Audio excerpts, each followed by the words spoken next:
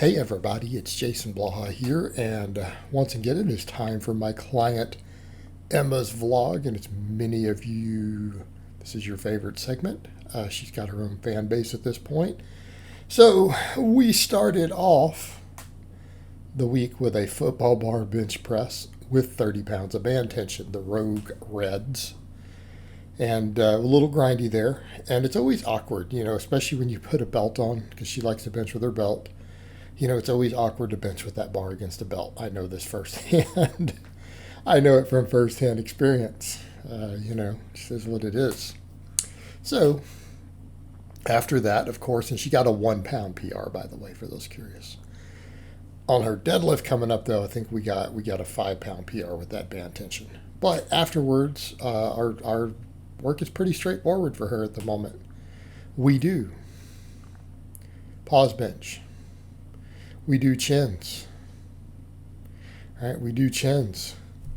We've switched over now to laying dumbbell extensions, which, again, an exercise I actually like. I argue, of course, the usefulness of some of these smaller movements.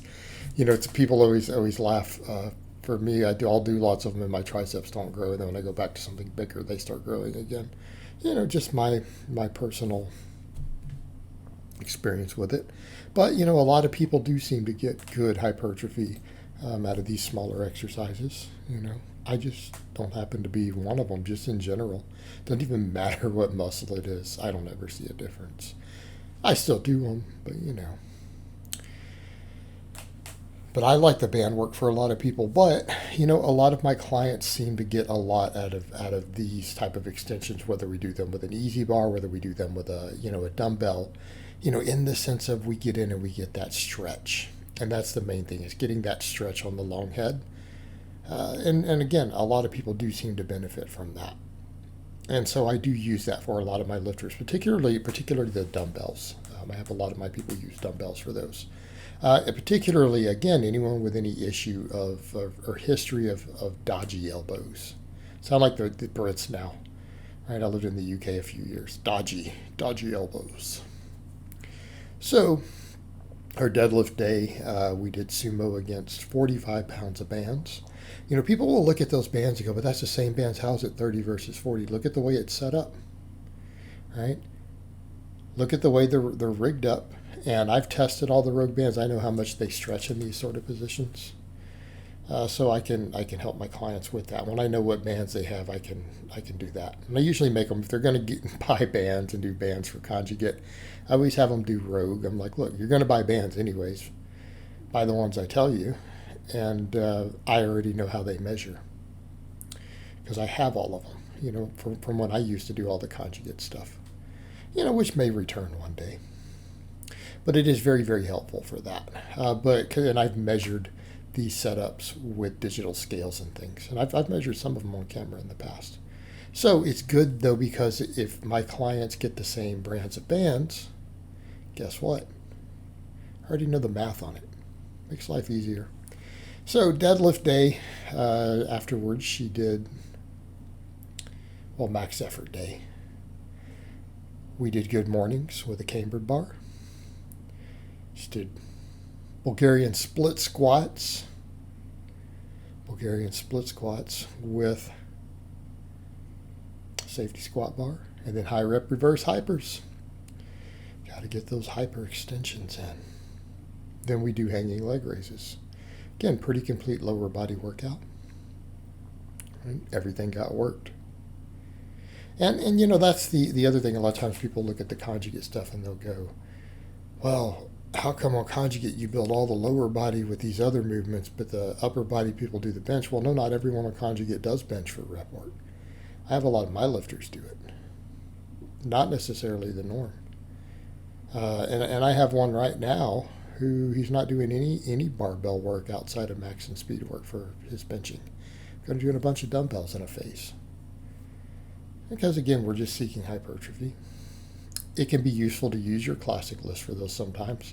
And there's less stress put on your body with that. The issue we have with conjugate is we already get a lot of really heavy axial loading from the squatting and deadlifting. from the max effort work. And then because we do all that volume on the speed work again, with that accommodating resistance and stuff, it still hits in a similar way sometimes. So this is what we're concerned with. This is what we're looking at is overall recovery. Now, on her speed bench day, we don't do the other flat benching because we got 9 sets of speed bench against bands.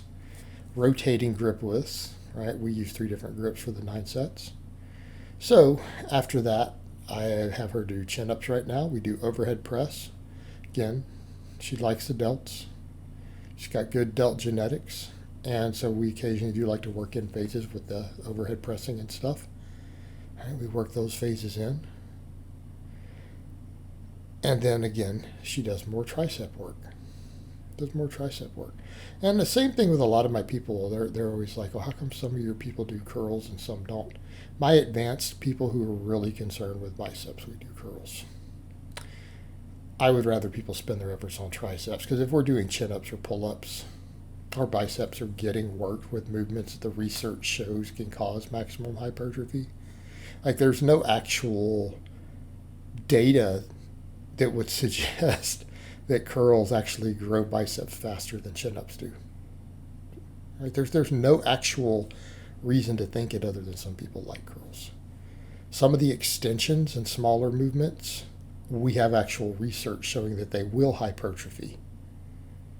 They will hypertrophy the triceps beyond, say, what you can get from your bench pressing. But the tricep is a more complicated muscle, isn't it? With one more head than the bicep, a little more functions involved.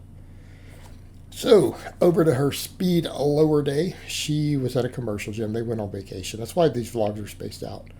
They've been dealing with the coof. And they finally just decided, look, let's go on vacation a few days. She was feeling better. So, decided to work at the commercial gym near their, vacation property. So, equipment's a little different. She was able to set bands up this time on it. They had band pegs there so she could do bands for the speed squats and no real safety bar. Speed pulls, of course, we had to do straight weight. Again, no safety bar, so she's just using dumbbells for the split squats, which, again, perfectly fine with as a coach. And she ended up doing some hyper extensions, which she didn't get on camera because they had it there and they don't have a reverse hyper at this gym. But they did have slings, so she was able to finish up with her leg raises. All right, guys, but that's really all I have to say on that today. I hope it's been informative, and I will talk to you guys next time.